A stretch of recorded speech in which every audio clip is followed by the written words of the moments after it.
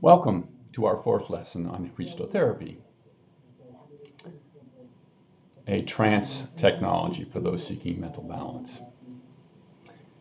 Given that high school students learn hypnosis watching YouTube videos, you obviously came to this course to learn how to focus the power of trance for healing benefits. Thus, the first three lectures focused on how therapy guides the client toward mental balance. We facilitate learning, softening expectations to stimulate growth. Now we are ready to light the fire. Hristotherapy leverages a state of mind, the gamma state, that is pursued by the ambitious but poorly managed. Learning to manage the gamma state is life-changing. And again, clients will testify that your lessons will influence the rest of their lives. To orchestrate that awakening, much as a conductor leading an orchestra, you have to have gone before them. A conductor studies a musical score, assembling notes and tones in his mind, emphasizing each according to his or her emotional temperament. This same emotional engagement is necessary for the success of the therapeutic relationship.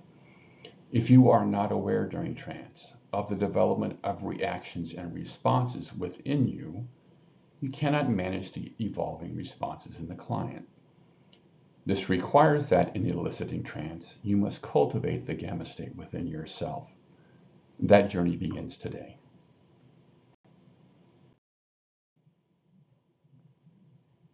As explained in our elicitation lecture, the endpoint of an induction depends upon the expectation held in the client's subconscious. To orient you to the full range of that experience, we start with authoritarian inductions that elicit a theta state. We will then explore gamma state elicitation. The bulk of our discussion today will focus on the structure of each elicitation, which are all variations on overload, wearing the client out, and utilization, focusing attention on existing behaviors to amplify self-awareness and build rapport. These principles are important because an elicitation in practice rarely follows the direct route to trance. For this reason, along with audio recordings, you will find scripts that outline strategies for working through client resistance. You will have the opportunity to practice both types of induction before your next lecture. The two authoritarian inductions are simpler procedures. Among the collaborative inductions, both the progressive relaxation and the arm raising can also be given an authoritarian framing. This is true in general. Most hypnotic inductions can be reframed as collaborative inductions.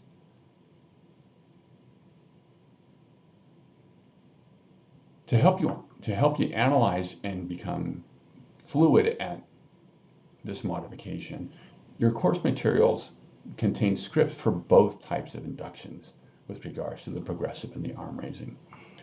You will benefit from comparing them.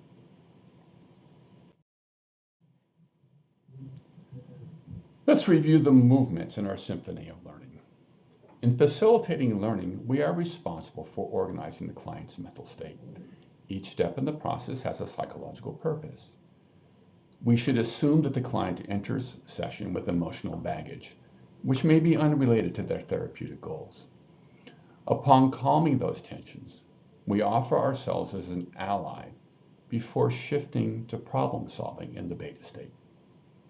Self-discovery and psychoeducation focus this engagement, helping the client identify limiting behaviors and options for resolving them. Giving that orientation, the client is ready to organize their mental resources to accomplish change. We elicit the trance state, offering suggestions that guide the client away from contradictory expectations, before offering choices from which we can build responses that restore well-being. The return to normal waking almost always restores the alpha state from which the client can discern the liberating balance gained in the trance work. Home practice, reinforcing exercises, stimulate a brief trip back into the beta state, preparing the client to engage productively with daily experience at the close of this session.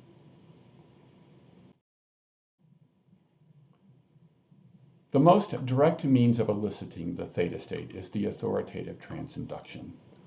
By authoritative, we suggest that the therapist controls activity in the subconscious. This begins by focusing waking awareness on comforting sensory detail until the critical mind becomes overloaded, allowing our words to drop directly into the subconscious. In formulating our suggestions, we lean into the attitudes of the client. Adventurers, confident in their practical skills, respond immediately to direct commands. Use their name and speak directly of the body relaxing. Protectors, confident in their ability to solve problems, prefer to follow inferences.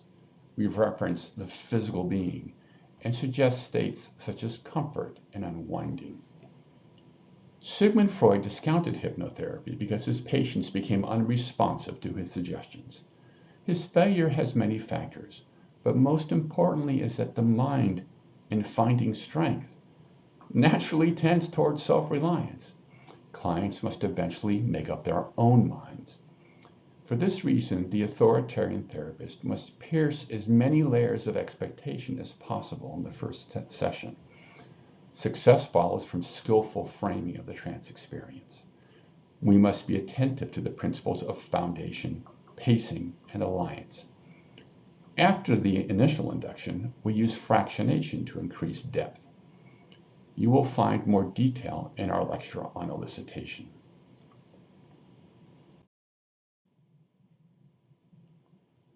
A collaborative induction tends to the gamma state. As compared to the authoritarian induction, healing and growth is found in inner partnership. The therapist witnesses and facilitates that collaboration but does not control it. For this reason, depth in the first session is less critical. The framing of gamma state work focuses on moral principles rather than behaviors. Behaviors held in the conscious mind are limited by our underlying expectations. It is only in trance that we are freed from those limitations. The possibilities unveiled in trance will show a creativity that is rare in waking dialogue. By focusing on abstract moral principles, we allow those possibilities to evolve.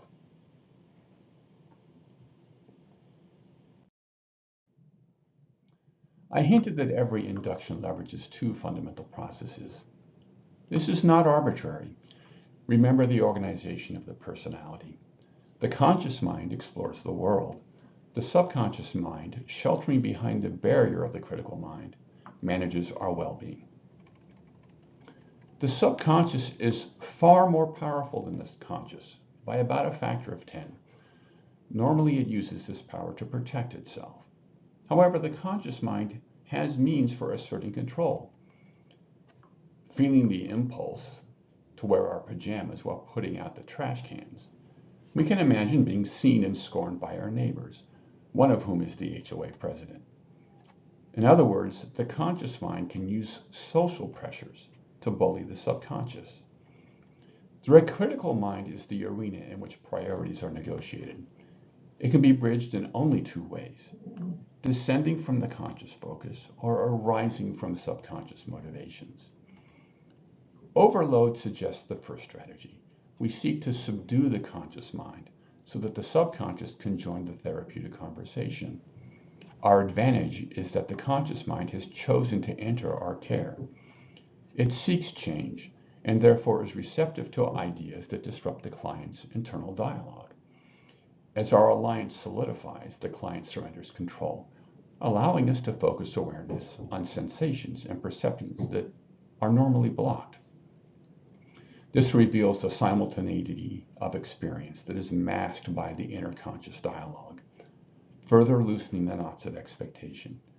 We exploit this opening to guide them into trance.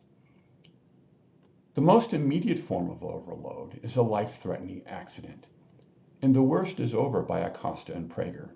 First responders can learn how to use a victim's receptivity to facilitate survival and healing. Milton Erickson was the foremost proponent of utilization. Every behavior, no matter how irritating, can be turned to the purpose of building alliance. Erickson describes a representative case involving obsessive pacing.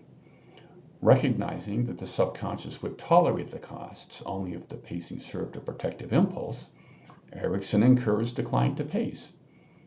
Explaining that pacing in front of the window caused him discomfort due to the brightness of the light, Erickson suggested that the client pace from the chair to the wall.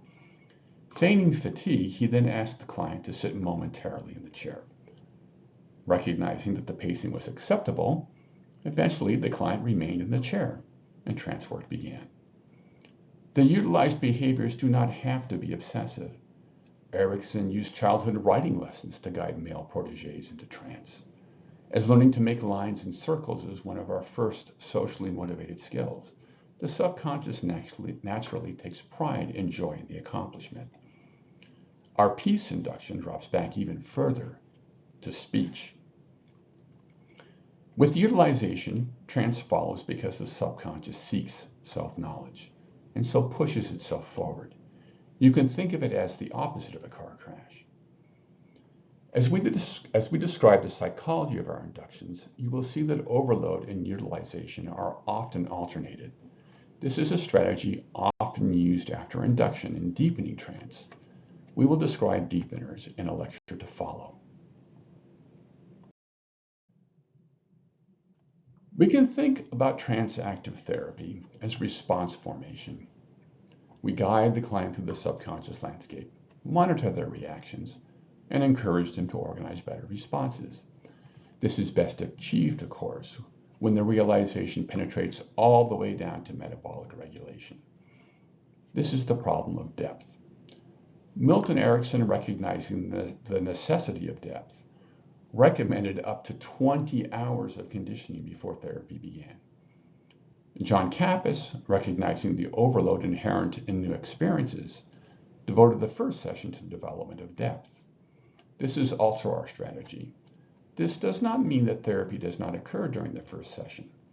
Every therapeutic process has the side effect of dissolving expectations, thereby deepening trance. In the first session, however, we anchor depth for access in future sessions. This particular response formation is called the post-suggestion for reinduction. In the typical first session, this will be offered after every change in depth, including just prior to returning the client to normal waking. It goes as follows. Each time that I suggest deep trance for the purposes of self-improvement, and only with your permission, you will enter trance to this depth or even greater, and peace will arise within. Trance is comfortable, but leaves us vulnerable to negative experiences. For this reason, the client must be returned to a normal waking state at the end of the session.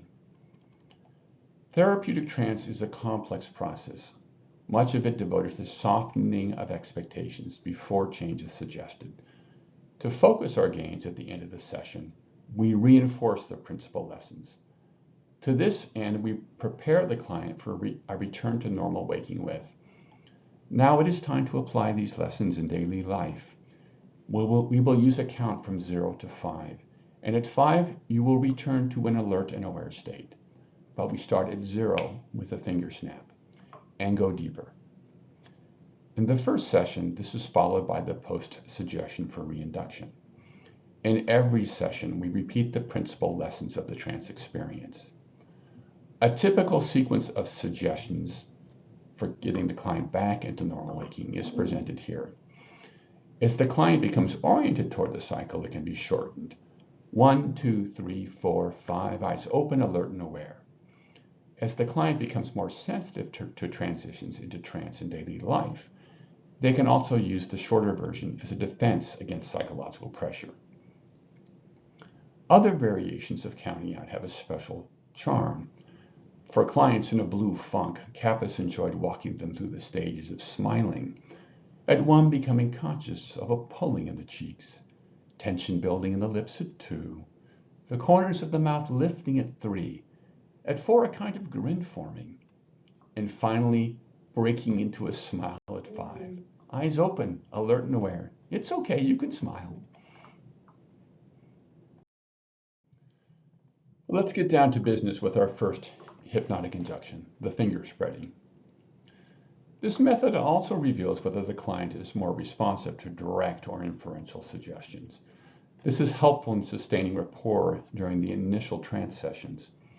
Specifically, a protector tends to be put off by direct suggestions, which can extend to any direct reference to themselves.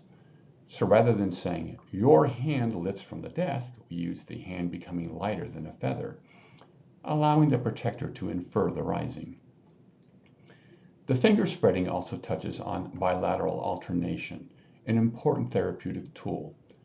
For right-handed clients, the left hemisphere, controlling the right side of the body, is analytical.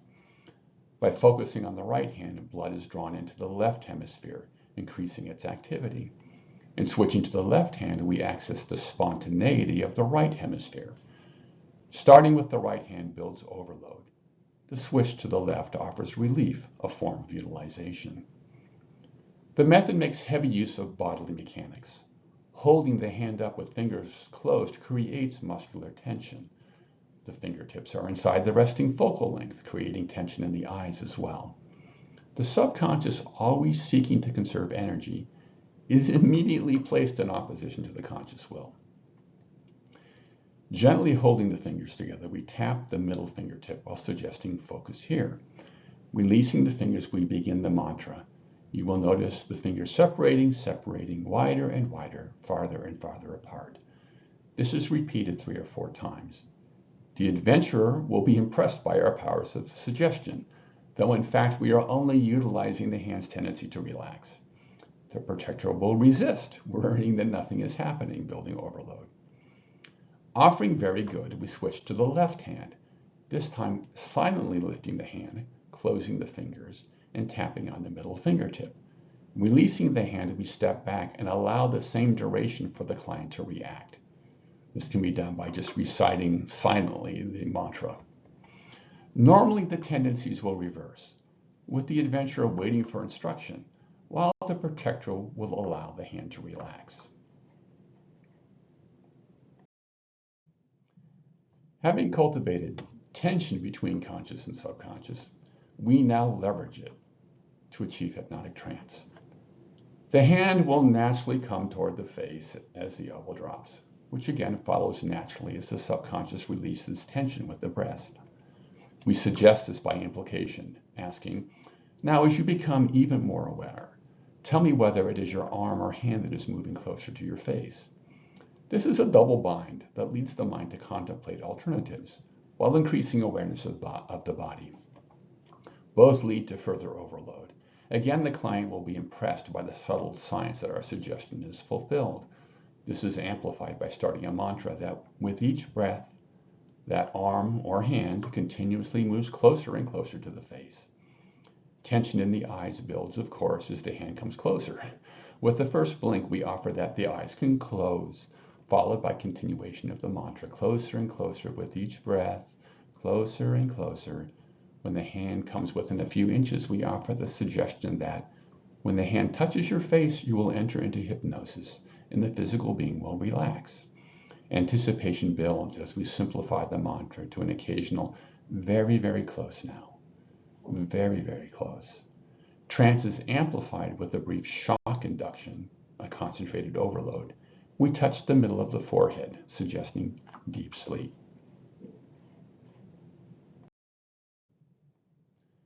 Stage hypnotists shock and awe their audiences with rapid inductions. A skilled hypnotist within 20 seconds or so can grant a volunteer permission to be entertaining. Among the skills of the stage hypnotist is dancing on the fine line between entertainment and humiliation. Most volunteers are sent back to their seat with a hearty round of applause when the first signs of discomfort appear. Rapid inductions generally take the form of a broken convention. The interrupted handshake is a good illustration.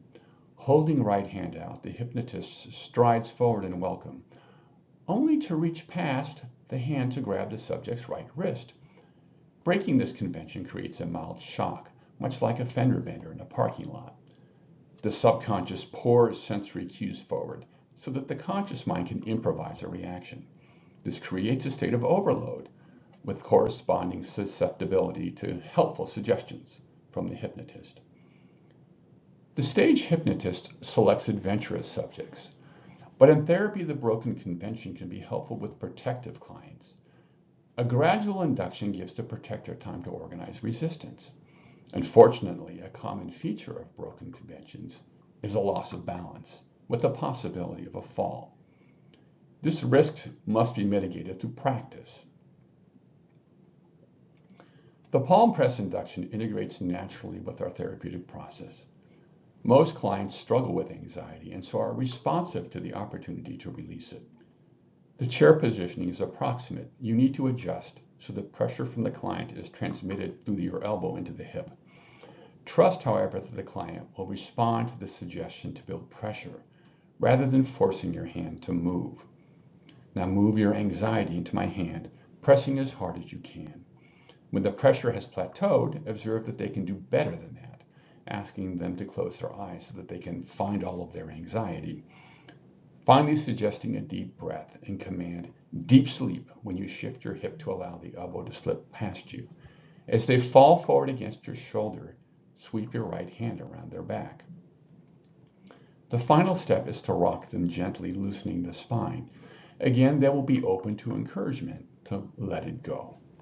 You'll need to lean them back in the chair. Lean back now so that you can be completely comfortable. The thumb drop is a useful deepener. Taking their left thumb, gently pull their hand over the lap, then suggest just drift into ease while wiggling it. When resistance has dissolved, let it drop. That's wonderful. Repeat on the right side. Very good.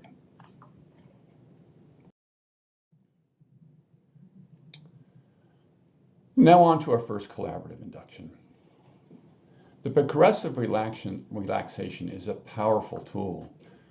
James Gordon in The Transformation recommends it as a daily practice for those healing from trauma.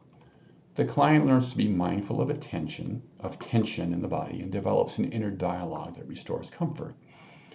With repetition, the transition becomes a habit that enrolls in a breath or two. In hristotherapy, the dialogue is enhanced to ensure that the client's goals are fully integrated with their personality. Many hypnotherapists use the progressive relaxation as their primary induction. The hypnotic state attained, unfortunately, is shallow unless followed by a post-suggestion for reinduction. For this reason, the hristotherapist uses the progressive as a deepener and secondary induction. The induction begins with an eye fascination, the point of which is to demonstrate that discomfort is often a conscious choice. The client fixes their gaze on a point of interest before softening their belly to observe the comfort within. Many will tend to close their eyes, so you may need to remind them to maintain visual focus. The contrast between irritation and comfort is a form of overload that is relieved when they close their eyes. Now sensitized to the contrast between comfort and tension, the client introduces gentleness where there is tension. The cycle of breath is used as a metaphor. We encourage the part in tension to expand on the inhale as resources enter, then release the tension on the exhale. The release is non-judgmental. The tension is returned to the world for renewal. When self-judgment is an issue, we can suggest gratitude to the tension for the lessons that it has held for you. Having established this process for softening tension, we next guide the client to apply it systematically, turning the attention to the feet. They can notice greater sensitivity and awareness of the feet, becoming aware, for example, of the pressure of their shoes. Tension often arises from muscular imbalance, so we suggest a unity of action among the parts of the foot. Each part is then free to soften and receive what it needs. The support, resources, relaxation, and balance is then projected upward into the rest of the body. And in authoritarian framing, the therapist forces the pace with the goal of deepening hypnosis. Seeking the gamma state, your pacing will be guided by your intuition. Subtle facial expressions can indicate when the client is taking time to address a knot of tension. What is important is to conserve the boundary of the hips, where support is transferred from the legs to the torso, and the shoulders that allow the arms to reach forward into the future.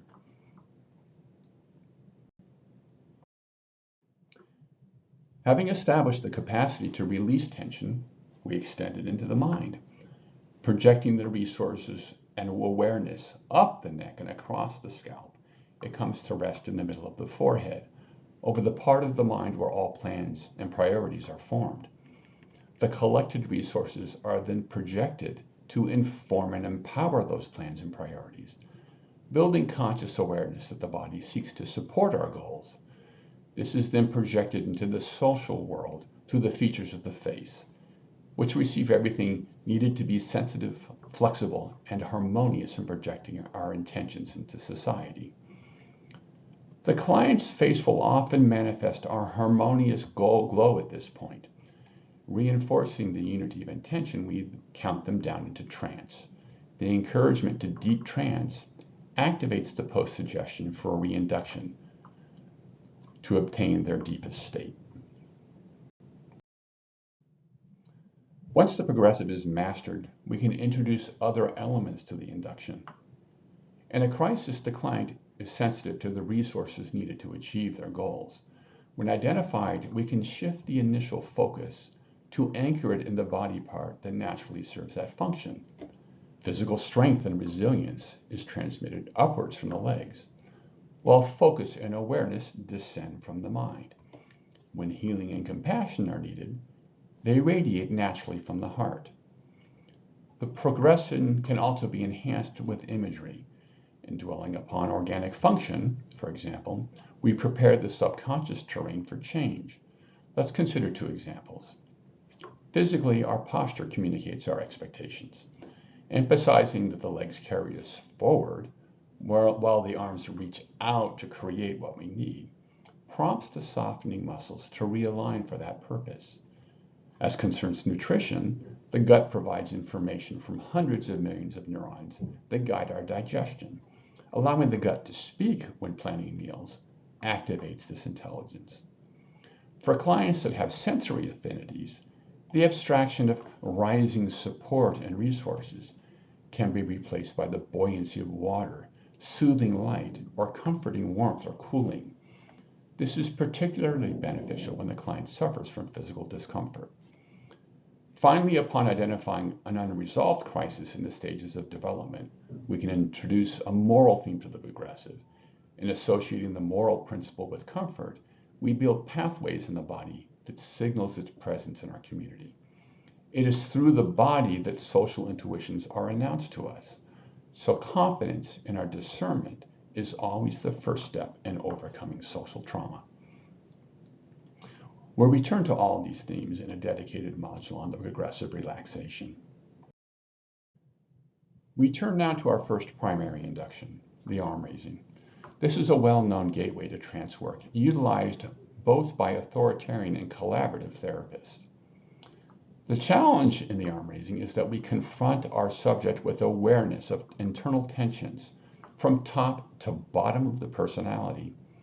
Poor self-esteem, unresolved anxiety, dissociation from the body, and garbled perception can all interfere with the induction. Adapting effectively to a stuck client involves intuition and a suite of workarounds that can be mastered only with practice. For the authoritarian therapist, resistance must be confronted and mastered. Those dedicated to a successful arm raising may commit 20 minutes to the goal, leaving little time for therapy in the first session. As collaborative therapists, when a client is stuck, we can deploy off-ramps that still establish a dialogue across the barrier of the critical mind.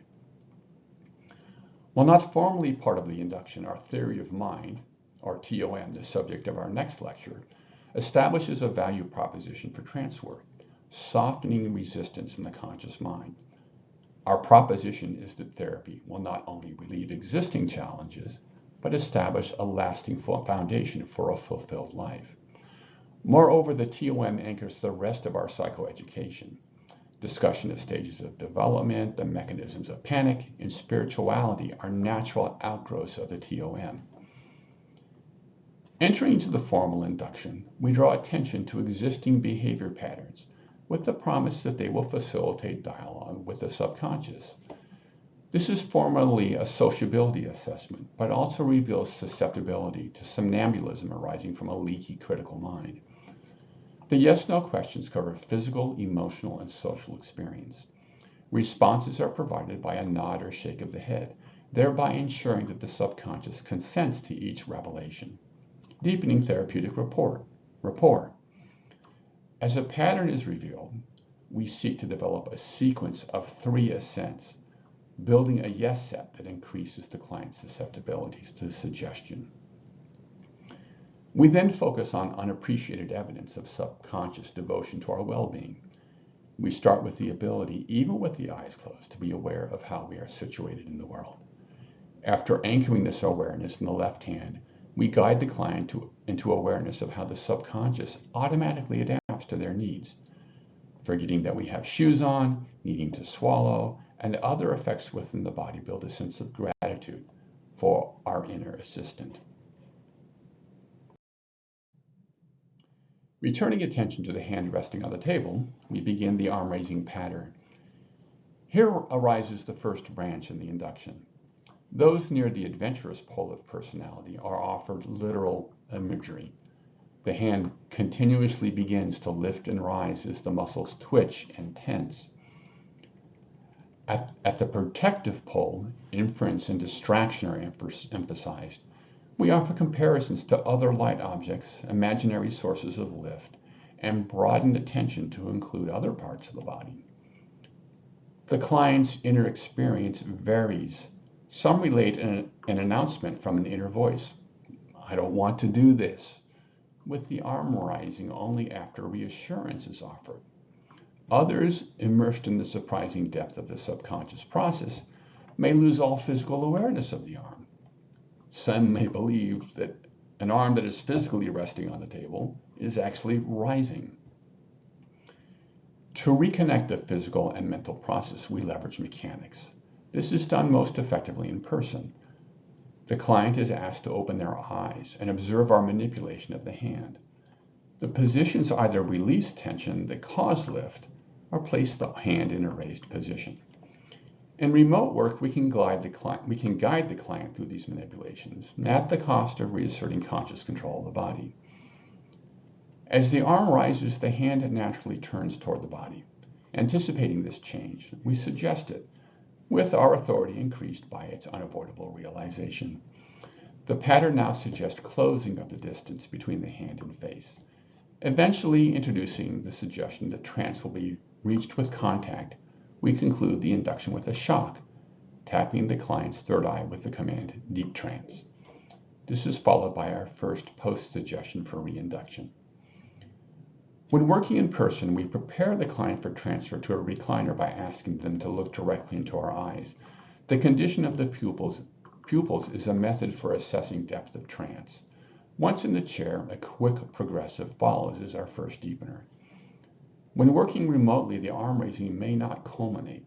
You will find off-ramps in your handout, the most effective being the garden wall escape that ties into Milton Erickson's favorite collaborative association, learning to write. Practitioners committed to consummation of the arm raising may need to adapt the therapeutic schedule. The first session may be extended in length. Alternatively, we can limit the pre-induction dialogue to discovery of symptoms, increasing the beta state tension before offering trance as a universal tonic. And now the peace induction. Every time that I use the peace induction, I experience awe. It came to me as a lark, a joke on the word peace. It was only upon observing the radiance of my first subject that I realized what I had discovered. Rest assured, the principles expressed here were not in my mind when I wrote the outline. I'm not certain that anyone is that smart. Well, maybe Milton Erickson was. I still prefer the arm raising in the first session, reserving the peace induction for breakthrough sessions. The exceptions are disorganized or resistant clients. When I find myself with 20 minutes left while my client obsesses over causes and strategy, I interject. Wouldn't it be nice to feel peace? Would that help? After assent is offered, I ask, but it is hard, isn't it? Strange, because peace is a really simple word. It only has 2 sounds, P and S. What do you say? Do you think we can look at those sounds and figure out how to make peace? I know it's crazy, but what the heck, let's see what happens. Note the playful framing. It associates with learning to talk before our minds broke in two through meaningless babble with amused adults. Childhood progresses to influence over that world, perhaps obviously when mother tells us that our popping is giving her a headache. Walking through the mechanics of pee without popping, we infer that peace begins with inward gentleness. This leads into the breathwork described in our summary of the progressive relaxation. Here's an important thing to notice. Personalities are complex, and if we thought about that deeply, we'd perhaps despair of being able to help anyone. We escape that despair by recognizing that the client is seeking inner harmony. In the end, we only need a few techniques, combined with the sensitivity and intuition to offer them at the right moments. Remember, it's only words. The worst that can happen is a loss of rapport. In the end, though, persistence wins through the resistance. The client learns that relationships can be repaired of their disappointments. And allowing us to try again, they give themselves permission to try again. The rest of the piece induction leverages this principle of reuse. There are two progressives, on descending awareness and ascending balance. These are framed with inner gentleness and balance as principles of responsive action. The first conserves energy. The second allows us to fit our actions to circumstances. With the evidence of their transformed state, we assert that the client is in trance, using a count from 5 to 0 as a deepener. You should be attentive to the signs of inner harmony. Tension lines in the face can soften, shoulders level, and lips balance. Internal effects also occur. One client revealed that his spine had been strengthened with a steel rod, and relaxing into balance, for the first time that he could recall, he felt no pressure of the rod on his vertebrae. I normally anchor this state to the mantra, gentle, balanced peace, allowing the client to reclaim peace in waking life, thereby softening their habitual tension and bias. So to summarize today's lesson, trance elicitation or induction is built upon overload and utilization. As the personality will build resistance to our influence through the course of therapy, in the first session we seek to establish trust to the deepest extent possible between the conscious and subconscious mind. Therapy is organized around reusable steps. As we learn to compose them, we attain unexpectedly magical results. Today we have summarized 5 inductions focused on the subject's experience. You will review the detailed transcripts in your materials and practice them in your workshop.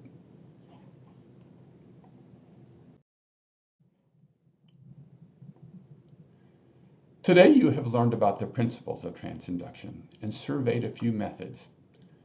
The stage hypnotist delves deep into those practices. As therapists, however, we should be aware that trance is a natural state. Falling in love is a trance induction, as is an auto accident. Inevitably, some of our clients will be entranced then when they enter our office. The challenge then is to teach them to reassert the barrier of the critical mind. Trance elicitation is therefore not the therapeutic challenge. The challenge is to understand the client's experience so that we can help them organize, heal, and strengthen their personalities. As you experience trance in your workshops, be mindful of the effects that you experience. It is that wisdom that will light your journey through the client's subconscious landscape.